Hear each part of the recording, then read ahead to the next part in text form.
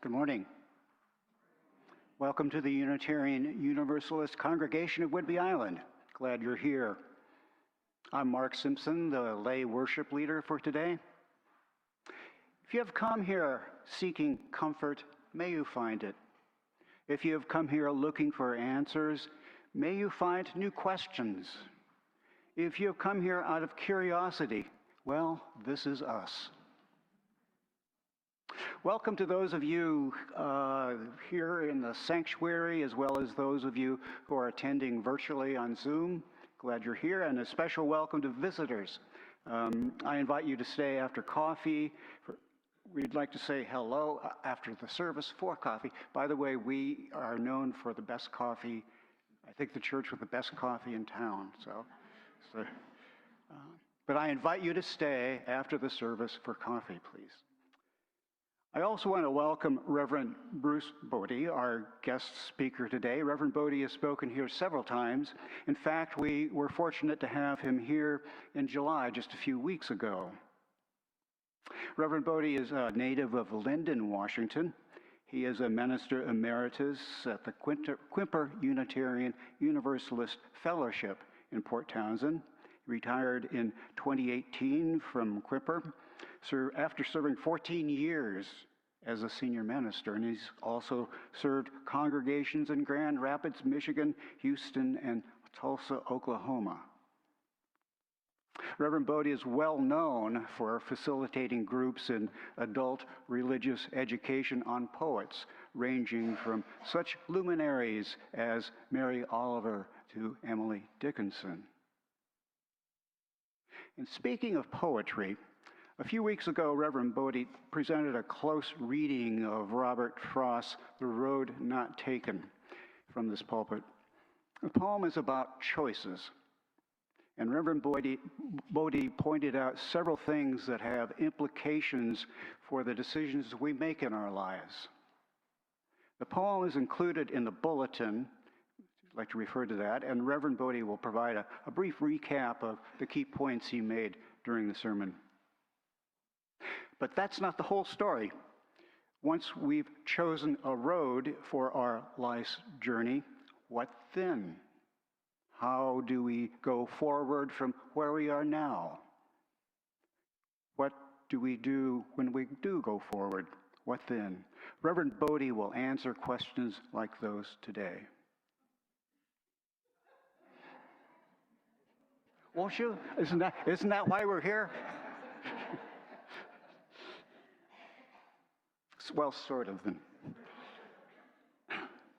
Before we continue, I do want to express my gratitude to a number of people who have helped with the service. Joy Yolker, our guest accompanist, is here. She's stepping in for Karen Heather, who was actually scheduled today. Karen fell and broke her wrist, I'm afraid. I don't know how serious it is, but I think she's out for a month or more. So Joy, thank you for being here. Opus Bielik and April are both technical people. April is in the back room working on Zoom. Jane Hayes graciously helped with musician arrangements. And I want to thank those who are providing coffee and our ushers today. Thank you for all the contributions you've made to this congregation and this service. Thank you. A couple of announcements. Book talk today after the service. Often we have a meeting for visitors where we get together with a few people from this congregation right after the service. Today we're not doing that, I'm afraid. The person leading the group is not here, so please come back next Sunday and we'll have a group and we can talk to you, or just stay for coffee and we can tell you anything you want to know about this congregation.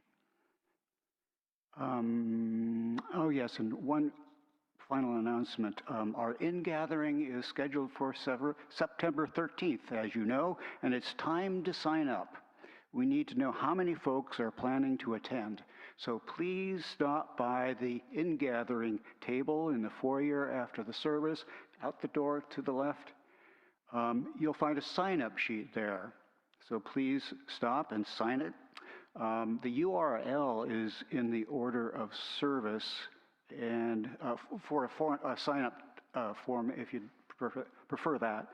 And Walt Cannon is coordinating all of this. Thank you, Walt, and would be grateful for your help. And you can also talk to Walt today. He's right here. If you have questions, raise your. Thank you. And then one final thing, a poetry enthusiast called me last night and told me that I should say that PBS's American Masters will feature a program about Mary Oliver Tuesday at 9 p.m.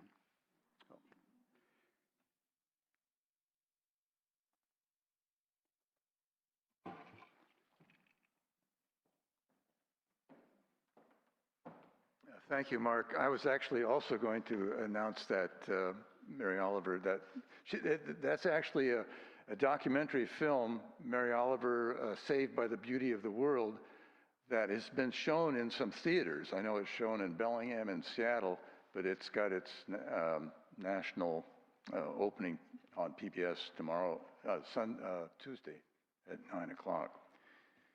Well, thank you, Mark and Joy, for opening the service. Turns out Joy and I have some connections. May I say we're both from Linden, Washington? We're sisters and brothers. All right, okay, so we had a good time talking before the service. We grew up in the same town. That's right. Same school. So greetings to all of you, both to those of you in the sanctuary here and also to those of you tuning in virtually. For my opening words, I want to draw upon a prayer. This is by the Unitarian minister, the Reverend Robert Levens. He lived from 1878 to 1961. These words, "Holy and beautiful the custom which brings us together in the presence of the Most High, to face our ideals, to remember our loved ones in absence, to give thanks, to make a confession, to offer forgiveness, to be enlightened, and to be strengthened. Through this quiet hour breathes the worship of all the ages, the cathedral music of history. 3 unseen guests attend: faith, hope, and love. Let all our hearts prepare them place." And our chalice lighting words are from the Reverend Gordon McKeeman. "Deep calls unto deep, joy calls unto joy, light calls unto light. Let the kindling of this flame rekindle in us the inner light of love, of peace, and of hope."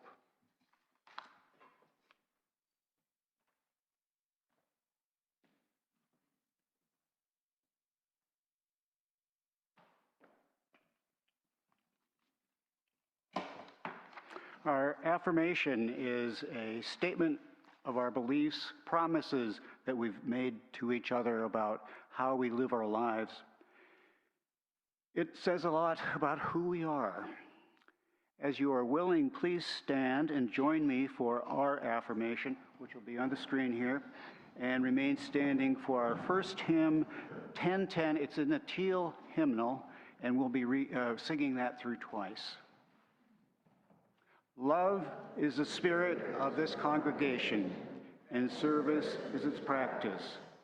This is our great covenant, to dwell together in peace, to seek truth in love, and to help one another.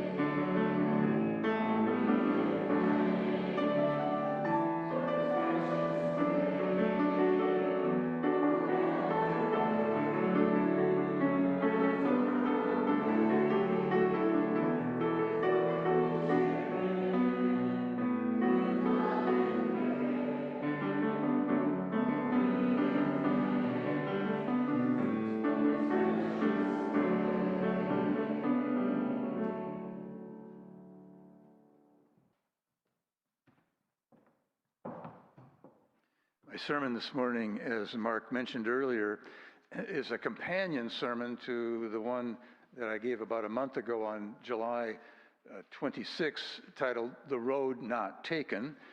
And that sermon was primarily about roads that we haven't and won't travel in life. And my sermon this Sunday will have to do with roads that we have and are traveling in life, where those roads lead, what it means to travel a road, how we choose the roads we travel, what the significance of choosing a road is, and in what spirit we travel those roads. And I have two short readings for you in this regard. The first is a reading of Carlos Castaneda, in which he issues the challenging statement that all roads lead nowhere. And this being the case, since nevertheless we must travel a road, the important thing is to choose a road that has heart for us. Here's the reading from Castaneda. You must always keep in mind that a path is only a path. Look at every path closely and deliberately. Try it as many times as you think necessary, and then ask yourself one question. Does this path have heart? All paths are the same. They lead nowhere. So the only question is, does this path have heart? If it does, then that path is good. If it does not, it is of no use. Both paths lead nowhere, but one has heart and the other doesn't. One makes for a joyful journey, the other will make you curse your life. One makes you strong, the other weakens you. A second reading on traveling a road is from the Oregonian poet William Stafford, titled The Way It Is. This short poem provides another image for traveling a path with heart, namely holding on to a thread that you follow. The Way It Is by William Stafford. There's a thread you follow. It goes among things that change, but it doesn't change. People wonder about what you are pursuing. You have to explain about the thread. But it is hard for others to see. Well, you hold it, you can't get lost. Tragedies happen, people get hurt or die, and you suffer and get old. Nothing you can do can stop time's unfolding. You don't ever let go of the thread. Back to you, Mark.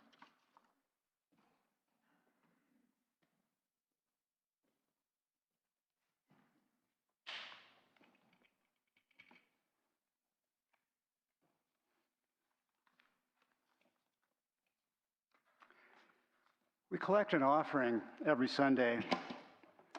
Once a month, the offering is for a local organization that serves the larger community here on Whidbey Island.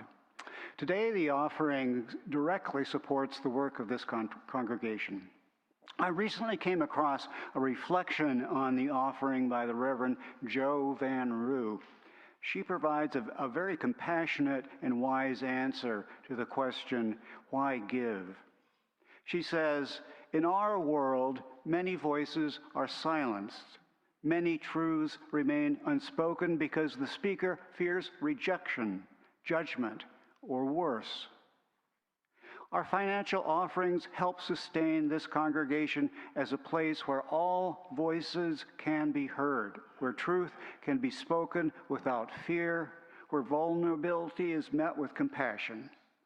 We give gratitude for this beloved community with hope for a world where more voices can speak the truth. Please give as you are able. Thank you. And the other ushers will now collect the offering.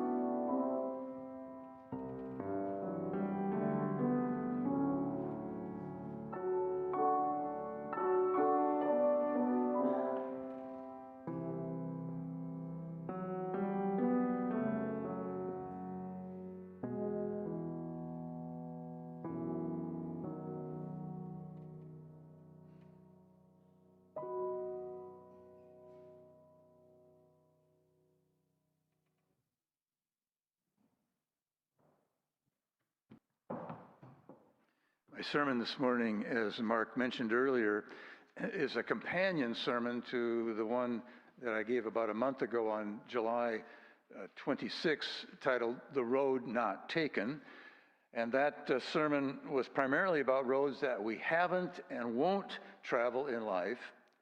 And my sermon this Sunday will have to do with roads that we have and are traveling in life, where those roads lead, what it means to travel a road, how we choose the roads we travel, what the significance of choosing a road is, and in what spirit we travel those roads. And I have two short readings for you in this regard. The first is a reading of Carlos Castaneda, in which he issues the challenging statement that all roads lead nowhere. And this being the case, since nevertheless we must travel a road, the important thing is to choose a road that has heart for us. Here's the reading from Castaneda. You must always keep in mind that a path is only a path. Look at every path closely and deliberately. Try it as many times as you think necessary, and then ask yourself one question. Does this path have heart? All paths are the same. They lead nowhere. So the only question is, does this path have heart? If it does, then that path is good. If it does not, it is of no use.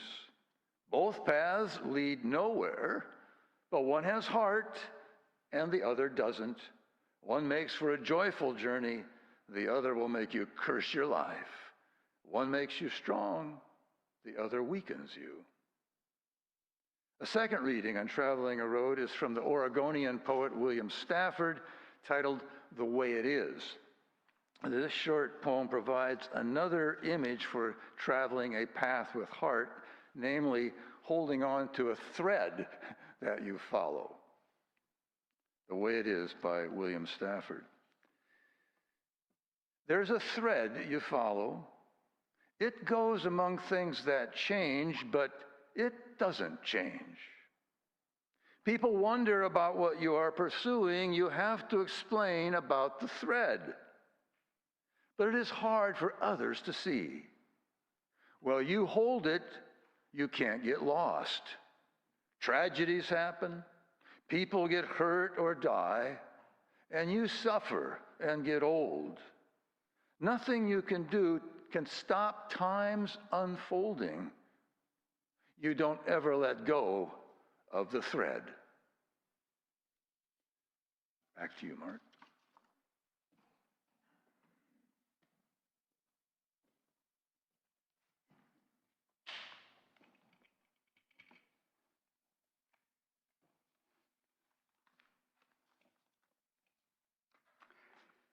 We collect an offering every Sunday. Once a month, the offering is for a local organization that serves the larger community here on Whidbey Island. Today, the offering directly supports the work of this congregation. I recently came across a reflection on the offering by the Reverend Jo Van Roo. She provides a very compassionate and wise answer to the question, why give? She says, in our world, many voices are silenced. Many truths remain unspoken because the speaker fears rejection, judgment, or worse. Our financial offerings help sustain this congregation as a place where all voices can be heard, where truth can be spoken without fear, where vulnerability is met with compassion.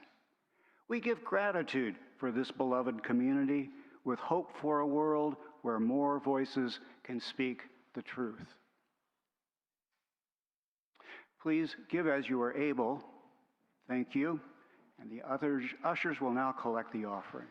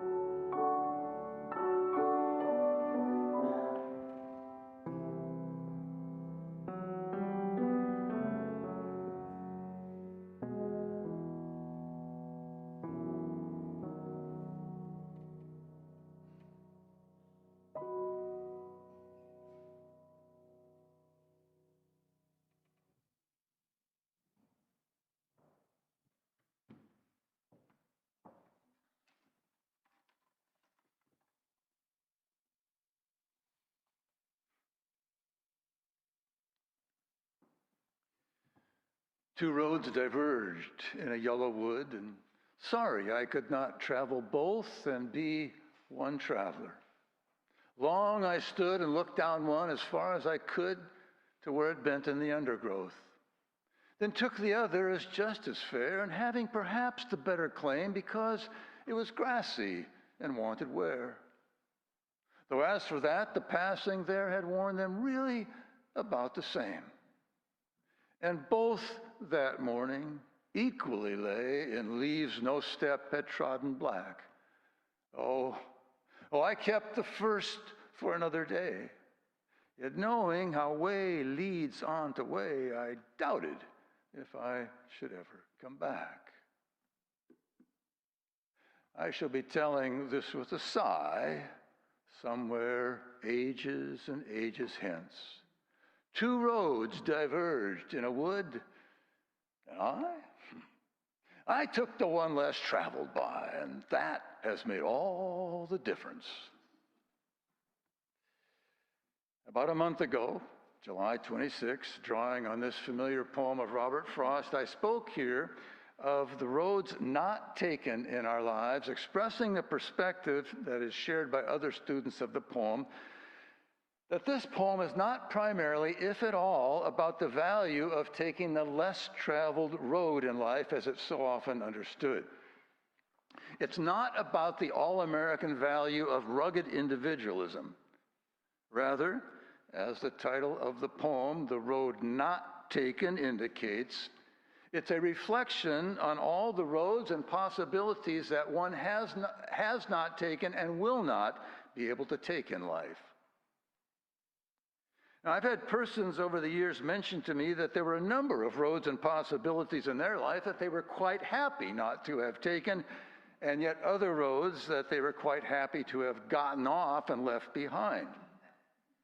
But this poem is not about those roads either. That would be a different poem. Rather, this poem relates to roads that we would like to have taken, roads that have appealed to us in some way, the roads that, for whatever reasons, we were not able to take and now never will be able to take. And I spoke a month ago about the importance of recognizing and respecting these untaken roads that have appealed to us, because something in those unfulfilled possibilities also called out to us. And I suggested at that time that if we were to be free to take the road that we are choosing, that we must give at least a little sigh, as the poet does, for these attractive roads not taken in our lives. I suggested also we must make some kind of gesture to them, whether as avocation or in imagination. But it won't do to simply dismiss them or to turn our backs on them. They also represent a perfectly good life that we might have lived. And I think that needs to be recognized, honored, perhaps even grieved in some way. But now, what about the road that we have taken, the road that we have chosen and are choosing, the road that we are traveling? What can we say about that road? We should note, as I did a month ago, that at the time of the choosing, the traveler found very little difference, if any at all, between the two roads. Both roads beckoned, both were inviting, both that morning equally lay in leaves no step had trodden black. So this self-congratulatory statement at the end of the poem about taking the less traveled road is merely a story the traveler tells others, perhaps him or herself, later in life, as a kind of self-justification for choosing the road that has been taken. Oh yes, my dear grandchildren, I did things my way. I didn't follow the crowd. I didn't take the easy way. No, I took the uncharted, the untried course. I took the road less traveled by, and that is why I am who I am today. But, in all honesty, at the time of the choosing, there was nothing really to distinguish between the two roads. And the traveler knows in his or her heart of hearts that she or he was not being more brave or heroic or unique or special. If there was to be a life, the traveler simply had to choose, and did. And it was the choosing that made the greater difference. It was the choosing that led to way upon way, small differences that over time evolved into huge differences, almost seems to me like a different species that evolves over time. And now, far down the road, it's quite impossible to return to the place where the traveler began in anything like its original form. And thus, you get the sigh, even while telling others about bravely taking the less traveled road. It's the sigh at not being able to take the other road as well, a sigh for untried possibility, a sigh of regret and sorrow, a sigh for necessary losses, and a sigh also perhaps for the seemingly arbitrary and accidental nature of life. Because for the traveler, on another day and in a different mood and under slightly different circumstances, might just as well have taken the other road. Indeed, let's suppose that on the particular day that the traveler came to this fork in the road of his or her life, she actually had chosen differently. Let's suppose that instead of taking what was imagined to be the less traveled road, the traveler took what was imagined to be the more traveled road.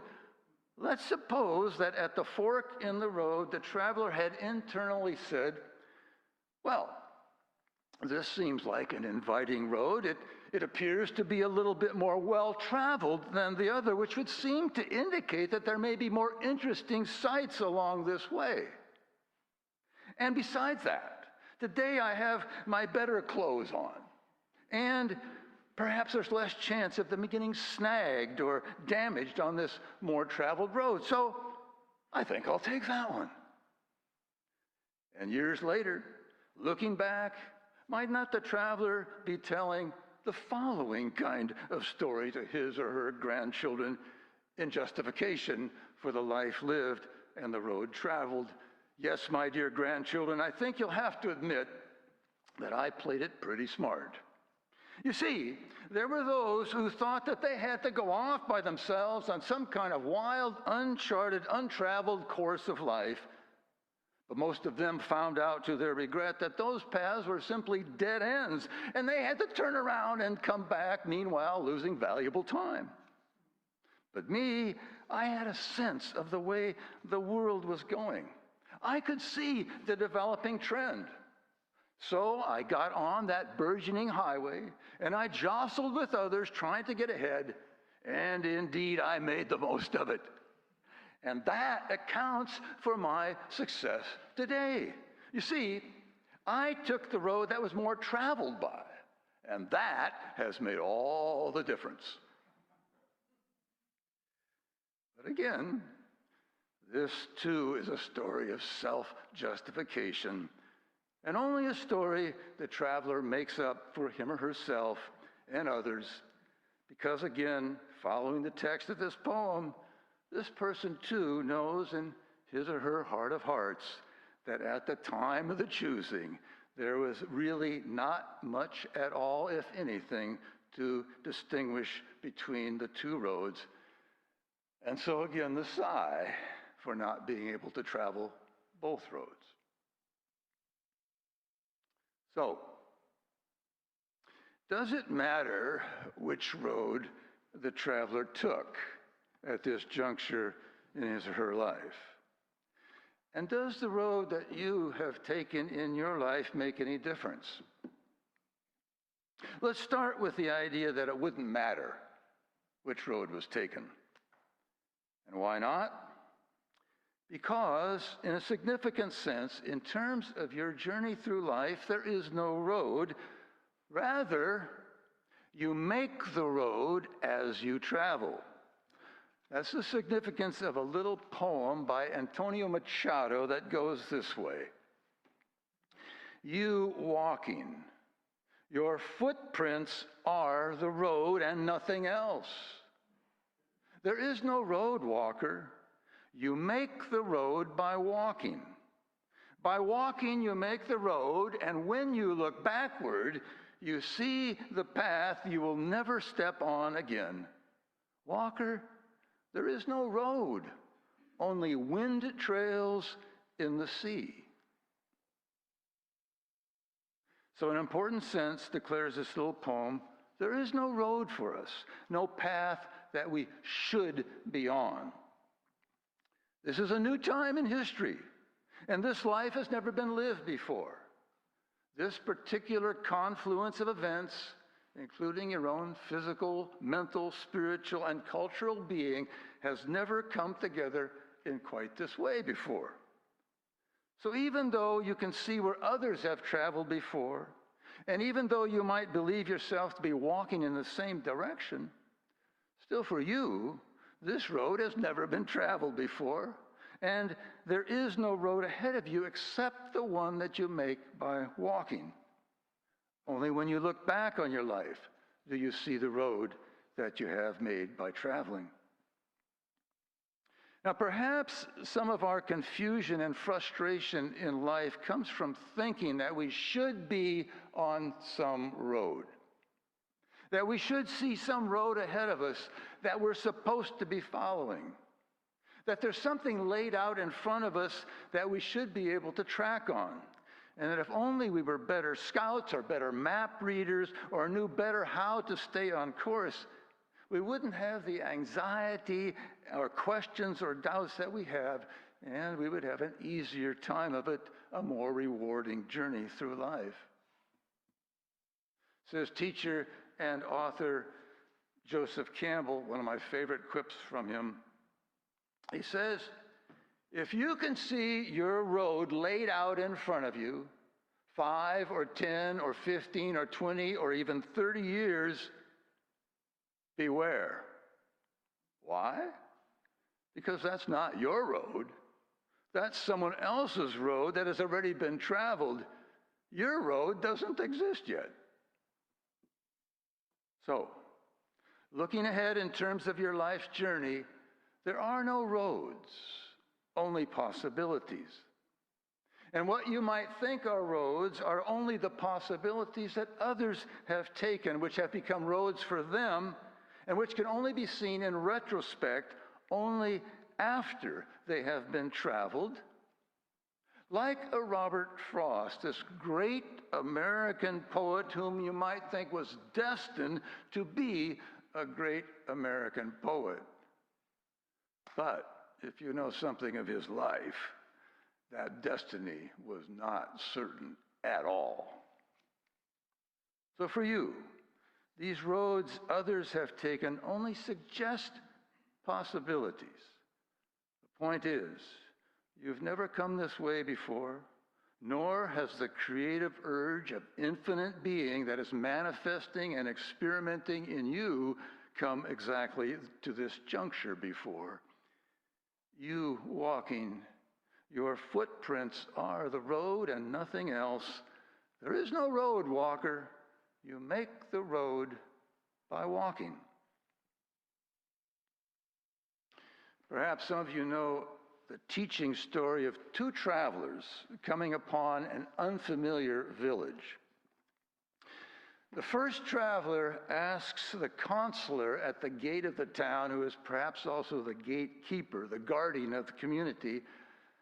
The first traveler asks, "Tell me, sir gatekeeper, is this a good place for me to live? Will I like this village? Will I find happiness here?" The wise consular pauses and then asks, "Let me put a question to you, my friend. Did you like the previous village that you were in?" "Oh," says the traveler, "I did not. Why do you think I am on the move?" "Ah, I see," responds the wise consular. "I'm afraid I have some bad news for you. This town is also not for you, nor would it be a good fit, For I have experienced with others like yourself who have been unhappy in their previous villages, I have learned that our village too was found to be wanting. So I must advise you that it would be well for you to keep moving, for I do not think you would like it here in our community. Shortly thereafter, a second traveler comes to the village and also asks the counselor at the gate, "Is this a good place for me to live? Will I like it here and find happiness here?" "And how was it," asks the counselor, "with you before? Did you like the town that you were in before?" "Oh, indeed I did," said the traveler, "and that is why I am adventuring still further." "Ah, I see," responds the wise one. Yes, this is exactly the place for you. For I have found with others like yourself that those who found happiness in their previous villages also found this to be to their liking. And so I advise, this is a good fit for you, a worthy town, and surely you will find it so. Thus, you make the road as you travel, and the will and spirit coming from you and out of you makes the road what it is. In and through your choosing, in and through your attitude, you shape a life and create a road. But attitude, will, and determination are not the only things in life. That, I think, would be a little too one-sided. Individual and personal determination is always in relationship to outer circumstances. And free will is not actually all that free. It is always in the context of conditions, of limitations, of boundaries. So we're talking here about polarities, two poles that belong together, two poles of one larger process. So the path you choose, the direction you strike out in, is also important. The road may not ultimately lead anywhere, as in that first reading from this morning, but it is very important in shaping you. The road you choose, the direction you head in, the work or profession you enter, the partner or partners you connect with, all of these shape you. You become what you choose, so choose carefully. How do you choose? Well, let's take a musical break to contemplate that question. Joy, I'd be interested to hear what you think. Play.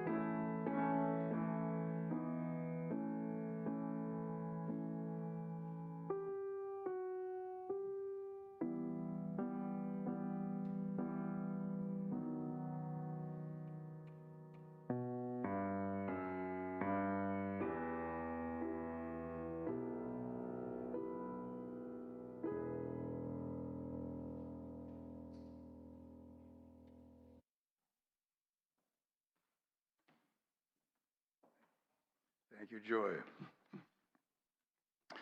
So the question is, how do you choose your future destiny? How do you choose the shape that you will become? How do you decide what roads to travel in life?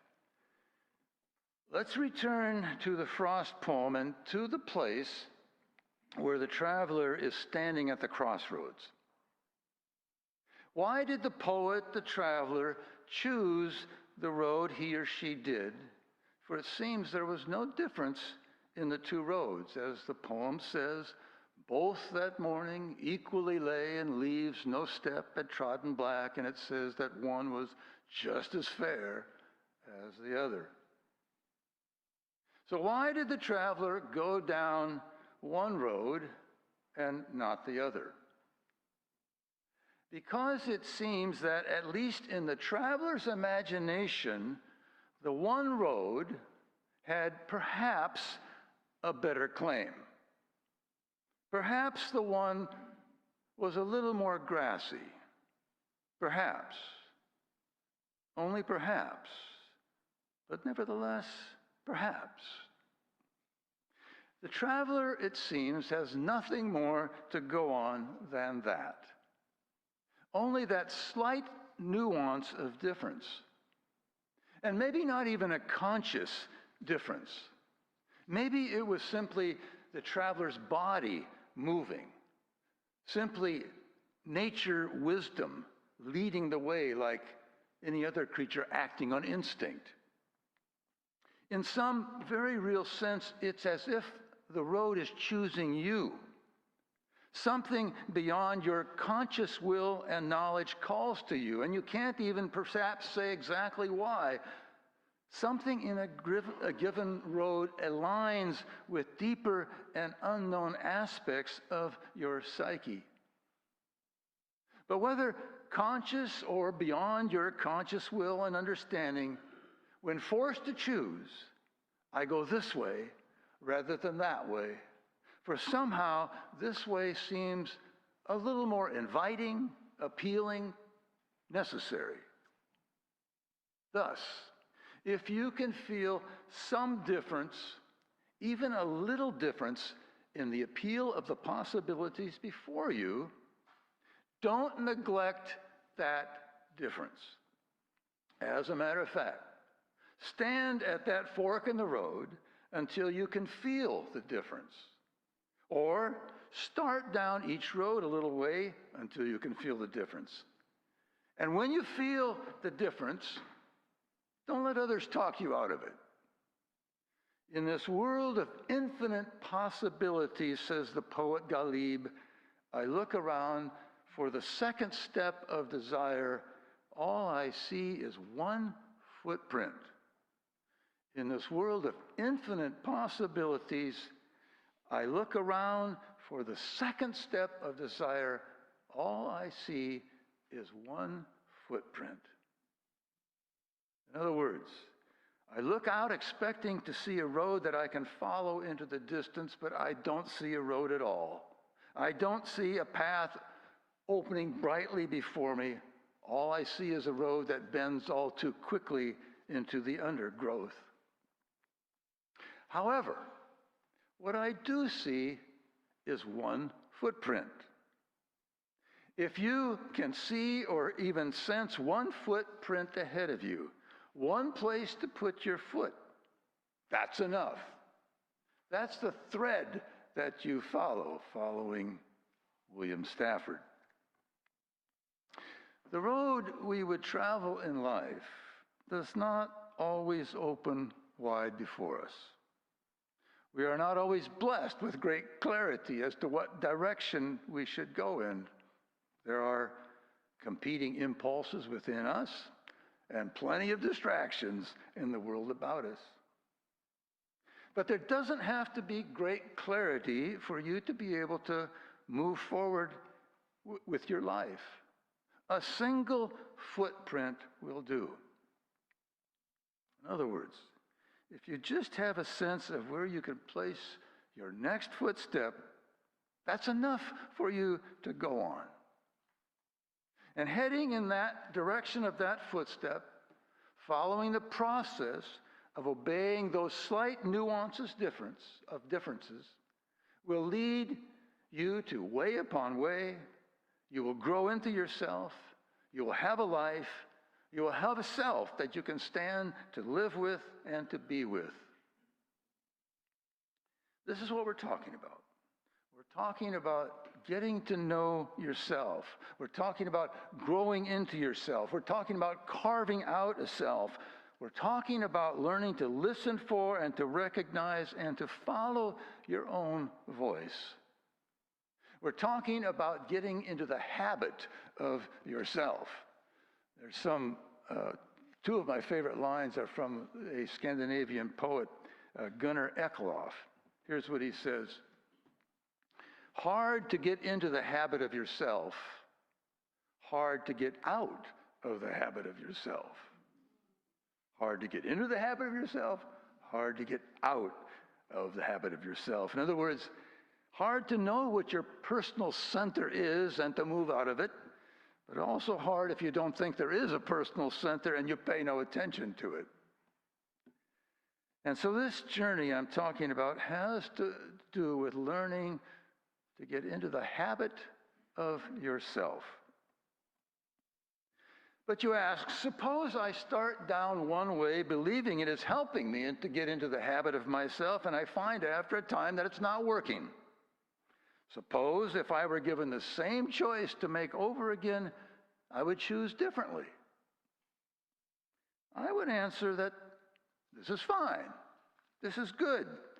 This is indeed the journey.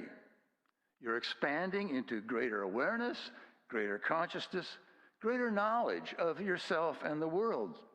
And that expansion often, maybe usually, comes slowly, comes by trial and testing. I remember Robert Bly saying, consciousness comes oh so slowly.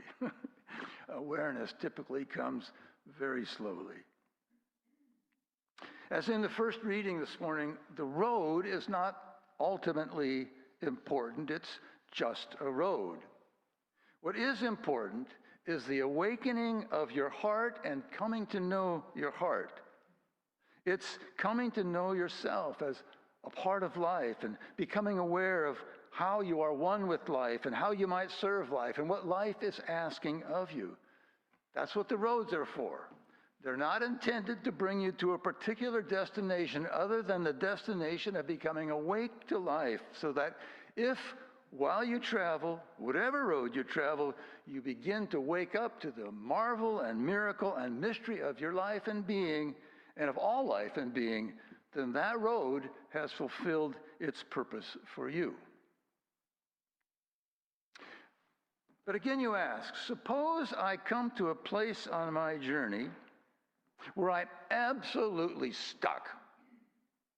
I'm at a crossroads, and I simply can't decide which way to go. I've investigated, I've weighed the possibilities, I've tried to discern what most fits my nature, but I don't see any first footstep. I simply can't decide which way to go. What then? Fortunately for you this morning, I'll have a little exercise that is virtually guaranteed to get you unstuck so that you can see that first step ahead of you. The exercise, are you waiting for this? The exercise is a simple coin toss. Wait a minute now, here's how it works. So you find yourself at a fork in the road of your life and simply cannot figure out which way to go. You're stuck. I advise that you gather a couple of trusted friends, both as witnesses and as fuel to bring the pot to boil, and then you explain your dilemma to your friends and you take out a coin. You announce that heads will stand for one possibility, tails for the other. Whichever side the coin lands on, that will be the direction in which you will go. You will let the turning world decide for you. You will obey its impulse. You ask one of your friends to flip the coin. I recommend using a special coin to give it more weight, such as this commemorative coin with Albert Schweitzer's image on it. The coin is flipped.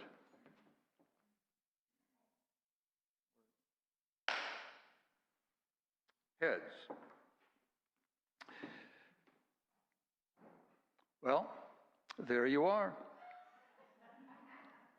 The decision is made. Off you go. Enjoy your life. But hold on, what's this? You say you don't want to go this way? You say you can't go this way? You say you want to flip the coin again? No need to do that. You have the answer. The flip of the coin has brought clarity. Works almost every time. You get it? Well, and it just so happens that a coin toss was the very method that Robert Frost and his wife Eleanor used when they were going to try something new. They wanted to go out on an adventure where Robert could spend uninterrupted time writing to see if he could become a published poet. This was when he was about 40 years old. But they were not clear as to where that adventure should take them. Eleanor favored England because she wanted to live under thatch, and also she wanted to live close to Stratford. But a friend suggested that they move to Vancouver Island in British Columbia, Canada. What did the Frosts do? They flipped the coin, and to the relief of both of them, England went out over Canada. They didn't have to flip again. It seemed to work for Robert Frost, for us, because it's in London where Robert Frost was first able to get published, and it was just north of London where he wrote the poem, The Road Not Taken, which has been the basis of my 2 sermons with you.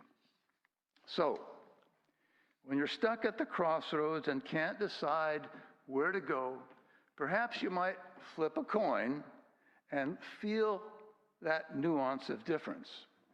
And then off you go on your life's mysterious journey, way leading unto way, day by day growing into yourself, becoming more and more a person, becoming more and more differentiated. By paying attention to the road you are choosing and the road that is choosing you, and by monitoring the nuances of who and what you are becoming as you travel that road, you may one day be strong enough to make some really hard choices, to start down a road that you always have wondered about, a road that you knew you ought someday to try. One day you may be solid enough to hear quite clearly your own voice and courageous enough to follow it. And I want to end then with a poem of Mary Oliver that is maybe well known to some of you. It's titled The Journey, and it goes like this. I'll end with this. One day you finally knew what you had to do and began, though the voices around you kept shouting their bad advice. Though the whole house began to tremble and you felt the old tug at your ankles, "Mend my life," each voice cried. But you didn't stop. You knew what you had to do. Though the wind pried with its stiff fingers at the very foundations, though their melancholy was terrible. It was already late enough, and a wild night, and the road full of fallen branches and stones. But little by little, as you left their voices behind, the stars began to burn through the sheets of clouds, and there was a new voice, which you slowly recognized as your own, that kept you company as you strode deeper and deeper into the world, determined to do the only thing you could do, determined to save the only life you could save. Again, I'll do this little advertisement for that PBS series that's coming up this Tuesday night, 9 o'clock, and I already have the DVD of it, which I will haven't even yet watched, just got it yesterday. I want to close with number 311, give a little bit of a note on that. And if you have a hymn book near you, please pick one up, number 311 in the gray covered hymnal. So the words and music of this hymn are those of the Reverend Rick Maston. He was a Unitarian Universalist troubadour type minister. Went all around. He was a musician. He was the poet laureate of California for a time. But in his travels, when Rick Maston, the author of this song, would visit various congregations, when they were about to sing this popular hymn he had written, he would ask the members of the congregation to find the phrase, "bear the pain," that is at the near the very end. It's in the third verse, near the very end of the hymnal. If you go down, find that phrase. In the hymnal, it says B-E-A-R. It's spelled bear, and indeed that's the sound of the word that he wanted, but it's not the spelling. And what he wanted was B-A-R-E. And I checked some of the hymnals. I found it crossed out in just one of them. But B-A-R-E is what he wanted, not B-E-A-R, very different. What he wanted was to promote the sharing of pain with others, openly revealing it, not hiding it and stoically carrying it.